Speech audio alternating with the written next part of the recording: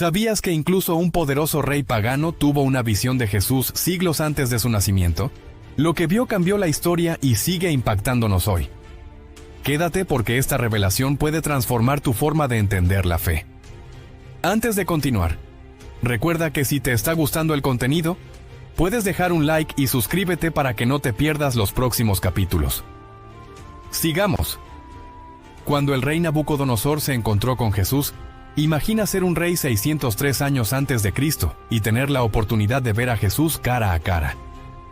¿Qué harías? Muchas personas ni siquiera son conscientes de que Jesús estaba presente en el Antiguo Testamento. Este evento se desarrolla en el libro de Daniel, en Babilonia, una región bajo el dominio de Nabucodonosor, un tirano orgulloso y cruel que disfrutaba torturando a sus víctimas. Gobernó el mundo antiguo como un dictador absoluto. Tras someter a Siria, dirigió su mirada hacia Egipto, su principal adversario en ese momento, y dado que Judá estaba en su camino, era necesario deshacerse de él si alguna vez quería cumplir su ambición de gobernar un gran imperio. Nabucodonosor ordenó la captura de un grupo de jóvenes judíos para entrenarlos como hombres de conocimiento y sabiduría. Daniel, Hananiah, Mishael y Azaria fueron algunos de los cautivos, conocidos en caldeo como Belshazzar, Sadrach, Mesach y Abednego. El rey Nabucodonosor dio la orden de crear una estatua colosal de oro, que debía ser magnífica, midiendo 90 pies de altura. Es posible que el rey la planeara para consolidar su poder, reuniendo a todos sus oficiales en una gran ceremonia. Estos gobernantes debían asistir a la dedicación de la estatua erigida por Nabucodonosor y postrarse en adoración ante ella. Aquellos que desobedecieran esta orden se arriesgaban a ser arrojados a un horno ardiente, donde serían consumidos por las llamas. Todos obedecieron las órdenes del rey, decidido a establecerse no solo como el líder político indiscutible de Babilonia, sino también como la máxima autoridad religiosa de la ciudad. O casi todos, ya que Sadrach, Mesach y Abednego, presentes en esa reunión masiva, no se arrodillaron. Una confrontación era inevitable. Muchos no pueden imaginar la presión social que enfrentaron. No fue un ajuste fácil, como los niños en la iglesia que miran a su alrededor durante la oración para ver quién tiene los ojos abiertos. Algunos caldeos vieron a los jóvenes hebreos de pie, libres entre todos los que se habían postrado, y corrieron a informar a Nabucodonosor. La envidia se desbordaba en sus acusaciones contra los 3 judíos que habían ascendido a posiciones de poder a pesar de su cautiverio, ya que su fe les prohibía adorar a cualquier dios que no fuera el verdadero Dios de Israel. Los pequeños funcionarios de la corte vieron una oportunidad para eliminar a Sadrach, Mesach y Abednego y no dejaron pasar la ocasión. Cuando Nabucodonosor se enteró de la situación, su furia fue inmediata. Es sorprendente que les diera a los acusados la oportunidad de responder a los cargos en su contra. Lo hizo, lo que puede indicar su respeto por ellos, pero no se engañen, el rey solo aceptaría una respuesta: la total sumisión. Tenían 2 opciones: adorar al enorme ídolo de oro, o perecer en el fuego, a pesar de su anterior alabanza al dios hebreo. Nabucodonosor preguntó: ¿quién es el dios que puede librarlos de mi poder? La pregunta del rey, como antes, eventualmente sería respondida. Daniel 3:13-14 dice que Nabucodonosor, enfurecido, ordenó traer a Sadrach, Mesach y Abednego, quienes fueron llevados ante él. El rey les preguntó: ¿es verdad, Sadrach, Mesach y Abednego, que no sirven a mis dioses ni adoran la estatua de oro que he levantado? Estos valientes hombres judíos desafiaron la orden directa del rey y se pusieron en manos de Dios. Su respuesta es impresionante. Oh Nabucodonosor, no necesitamos responderte sobre este punto. Si es así, nuestro Dios a quien servimos es capaz de librarnos del horno de fuego ardiente y nos librará de tu mano, oh rey. Pero incluso si no lo hace, debes saber, oh rey, que no vamos a servir a tus dioses ni adorar la imagen de oro que has levantado. Daniel 3:16-18, Biblia amplificada. En otras palabras, prefirieron temer a su Dios que al horno, cualquier día. Incluso si decidía dejarlos arder, seguirían sirviendo al Dios viviente antes que a su ídolo muerto. No tiene precio.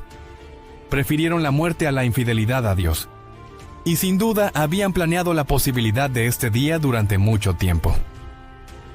El nivel de ira de Nabucodonosor al ver desafiada su autoridad es difícil de imaginar. Su rostro estaba lívido. Dio órdenes de calentar el horno 7 veces más de lo habitual, en correspondencia con su furia. Fueron arrojados a las llamas, y el calor radiante era tan intenso que los hombres que los llevaban murieron. Sin duda, llevaban ropa inflamable. Los fieles hebreos no tenían esperanza, a menos que la esperanza misma interviniera. Daniel 3, 19, 25, Biblia amplificada. Entonces Nabucodonosor se llenó de furia, y su rostro se tornó hacia Sadrac, Mesac y Abed-nego. Con determinación ordenó que el horno se calentara 7 veces más de lo habitual. Mandó a algunos de los hombres más fuertes de su ejército que ataran a Sadrac, Mesac y Abed-nego y los arrojaran al ardiente horno de fuego. Así, estos 3 hombres fueron atados con sus pantalones, túnicas, turbantes y otras vestimentas, y fueron lanzados al corazón del fuego abrasador.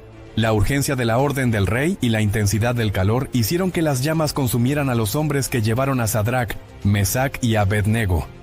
Pero ellos, aún atados, cayeron en medio del fuego ardiente. Entonces Nabucodonosor, el rey, miró con asombro y se levantó, exclamando a sus consejeros: ¿No arrojamos a 3 hombres atados en medio del fuego? Ellos respondieron: Ciertamente, oh rey. Él replicó: Miren, veo 4 hombres desatados, caminando en medio del fuego, y no sufren daño. La apariencia del cuarto es como un hijo de los dioses.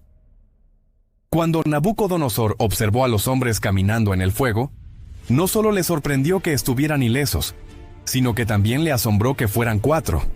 El cuarto parecía ser un hijo de Dios, sugiriendo la presencia del Cristo preencarnado. Nabucodonosor nos revela que la 4ª persona era el Hijo de Dios, quien estuvo con ellos en el momento más difícil de su experiencia. Jesús estaba allí, físicamente presente en medio de su angustia en el horno de fuego. Sadrac, Mesac y Abed-nego pudieron o no haber sido conscientes de la compañía divina, pero hay momentos en que sentimos la presencia de Jesús en nuestras tribulaciones y otros en que no. Sin embargo, nunca debemos dudar de su cercanía. Leemos: Veo a 4 hombres sueltos caminando en medio del fuego. Nabucodonosor también notó que los 4 hombres estaban libres en el fuego. Solo las cuerdas que los ataban fueron consumidas por las llamas. Dios tiene el poder de asombrar a aquellos cuyos corazones están endurecidos, no solo contra Él, sino también contra su pueblo. El Creador del alma puede acercar su espada incluso al más grande de los tiranos. El horno era lo suficientemente amplio para que pudieran caminar, y no sufrieron daño, lo que les permitió moverse con tranquilidad, como si estuvieran en un paraíso. Proverbios 6:29 nos pregunta: ¿puede un hombre caminar sobre brasas y no quemarse? La respuesta es sí. No lucharon por salir, sino que caminaron con confianza en medio de las llamas, creyendo que el mismo Dios que los protegía en el fuego, también los liberaría de él. Nabucodonosor, que pensaba ser el más poderoso del mundo, se encontró con alguien mucho más grande que él. ¿Qué efecto tendría esto en su corazón? ¿Mantendría aún la seguridad para exigir adoración como si fuera un dios? Entonces Nabucodonosor se acercó a la puerta del horno ardiente y llamó: Sadrac, Mesac y Abed-nego, siervos del Dios Altísimo, salgan de allí. Y así Sadrac, Mesac y Abed-nego emergieron del fuego. Los tristes trapecistas, prefectos, gobernadores y consejeros del rey se reunieron a su alrededor y vieron que el fuego no había tenido efecto en sus cuerpos, su cabello no se había quemado, sus ropas estaban intactas y ni siquiera el olor a humo los acompañaba. Cuando el rey se dio cuenta de que aquellos a quienes había sentenciado habían sido rescatados de manera divina, los convocó, y ni un solo cabello de sus cabezas había sido dañado. Ser arrojados al mortal fuego de Nabucodonosor resultó ser un mero juego. Es asombroso que alguien pudiera sobrevivir incluso por un instante en el horno, cuando tantos otros perecieron justo en la entrada. Dios puede liberarnos de una prueba, o puede sostenernos y fortalecernos milagrosamente en medio de ella. Su fe en el único Dios verdadero se manifiesta en 3 aspectos: una creencia inquebrantable en el Dios de la Biblia, una confianza en el Dios que es quien dice ser y que cumplirá sus promesas, y una fe que se revela en su confianza en el único que tiene el poder de liberarlos del mal. Su reconocimiento de Dios sobre el rey más poderoso del mundo resultó en la revelación del poder supremo de Dios a los incrédulos. Su fe demuestra que Dios es capaz de liberarnos de nuestros propios problemas y pruebas. Como cristianos, sabemos que Dios es capaz de liberar, aunque también entendemos que no siempre actúa de la misma manera. Romanos 5 nos recuerda que Dios puede permitir pruebas y dificultades en nuestras vidas con el propósito de forjar nuestro carácter, fortalecer nuestra fe o por razones que a menudo escapan a nuestra comprensión. Aunque no siempre podemos discernir el motivo detrás de nuestras pruebas, Dios nos invita a confiar en Él, incluso en los momentos más desafiantes. Juan, a pesar de atravesar un dolor inimaginable, una agonía y un sufrimiento casi insuperables, pudo afirmar: aunque me mate, esperaré en Él. Es fundamental reconocer que Dios no promete que nunca sufriremos o enfrentaremos la muerte, pero sí nos asegura su presencia constante a nuestro lado. En tiempos de adversidad y persecución, debemos adoptar la actitud de aquellos 3 jóvenes valientes, quienes, a pesar de todo, declararon: pero incluso si no lo hace, queremos que sepas, oh Rey, que no serviremos a tus dioses ni adoraremos la imagen de oro que has levantado. Daniel 3:18. Sin duda, estas son algunas de las palabras más valientes jamás pronunciadas. El hecho de que el fuego no consumiera a Sadrach, Mesach y Abednego dejó asombrado a Nabucodonosor. La esencia de este relato es que, al caminar por fe, podemos enfrentar persecuciones ardientes, pero podemos estar seguros de que Él está con nosotros, nos sostiene y eventualmente nos liberará. Él nos salvará para siempre. Cuando enfrentemos persecuciones o dolor, podemos aferrarnos a la esperanza, porque sabemos que esta vida no es el final. Hay vida después de la muerte, y esa es la promesa para todos los que le aman y le obedecen. Saber que pasaremos la eternidad con Dios nos permite elevarnos por encima del dolor y el sufrimiento que experimentamos en esta vida. Durante siglos, tanto niños como adultos han sido cautivados por la increíble historia de Sadrach, Mesach y Abednego, 3 jóvenes que se enfrentaron al poderoso rey Nabucodonosor. Las acciones de Sadrach, Mesach y Abednego en el libro de Daniel representan una respuesta que resuena en nuestro tiempo: la desobediencia civil. Esto implica una oposición personal y deliberada a un decreto gubernamental que contradice los estándares de Dios. Era evidente que el rey nunca volvería a ser el mismo. Abandonó al Dios que había adorado en favor del Dios del pueblo al que había perseguido previamente, exaltando al Señor e insistiendo en que sus súbditos no adoraran a nadie más que al Dios Todopoderoso. Los líderes piadosos deben pedir al Señor que les muestre destellos regulares de su poder y gloria. Cuando esto sucede, se nos hace mucho más sencillo canalizar nuestro fervor para servir al único Dios que realmente existe. Daniel 3:28-30, Biblia amplificada. Nabucodonosor respondió y dijo: Bendito sea el Dios de Sadrach, Mesach y Abednego, que ha enviado a su ángel y rescató a sus siervos que creyeron en él. Confiaron y dependieron de él. Violaron el mandamiento del rey y entregaron sus cuerpos en lugar de servir o adorar a cualquier dios excepto a su propio Dios. Por lo tanto, hago un decreto de que cualquier pueblo, nación o lengua que hable algo ofensivo contra el Dios de Sadrach, Mesach y Abednego, sea cortado en pedazos y sus casas convertidas en montones de basura, porque no hay otro Dios que pueda salvar de esta manera. Entonces el rey hizo que Sadrach, Mesach y Abednego prosperaran en la provincia de Babilonia. Jesús es mencionado en numerosas ocasiones en el Antiguo Testamento. Sin embargo, no se le hace referencia con ese nombre, ni aparece en la misma forma que en el Nuevo Testamento. No obstante, su presencia es innegable en el Antiguo Testamento. Cristo es enfatizado a lo largo de toda la Sagrada Escritura. Jesucristo validó el hecho de que el Antiguo Testamento contiene referencias a él en Juan 5:46, donde, tras ser confrontado por un grupo de autoridades religiosas, explicó que el Antiguo Testamento habla de él. Si crees a Moisés, me creerías, porque él escribió sobre mí. Según Jesús, la obra de Dios con el hombre desde el principio de los tiempos apunta hacia él. Nuevamente, cuando Jesús demostró que está presente en el Antiguo Testamento, fue en el día de su resurrección. Según algunos relatos, más de 300 profecías del Antiguo Testamento apuntan a Jesucristo y fueron cumplidas por él durante su vida en la tierra. Estas incluyen profecías sobre su nacimiento único en Isaías 7:14, su ministerio terrenal e incluso la forma en que moriría.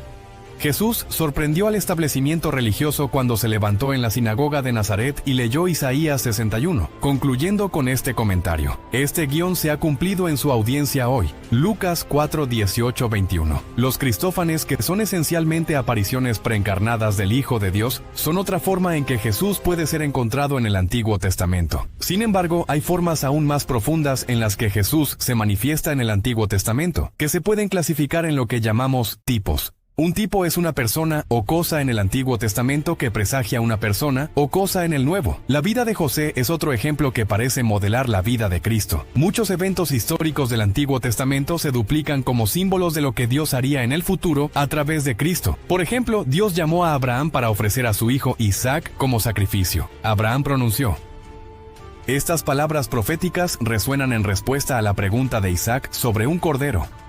Dios mismo proveerá el cordero para el holocausto, mi hijo. Jesús no solo es mencionado en el Nuevo Testamento, sino que también aparece en varios pasajes del Antiguo Testamento. Jesús es el Mesías prometido por Dios. Se podría afirmar que Él es la razón de la Biblia. Él es la palabra viva. Toda la Biblia se erige como un faro que nos guía hacia la oferta de reconciliación de Dios, la esperanza del perdón y la vida eterna a través de Jesucristo, nuestro Señor. Gracias por acompañarnos en este fascinante viaje. Si te sorprendió esta historia, te encantará nuestro próximo video, donde exploramos otra increíble revelación bíblica. No olvides suscribirte y activar la campanita para no perderte ninguno de nuestros contenidos. Nos vemos.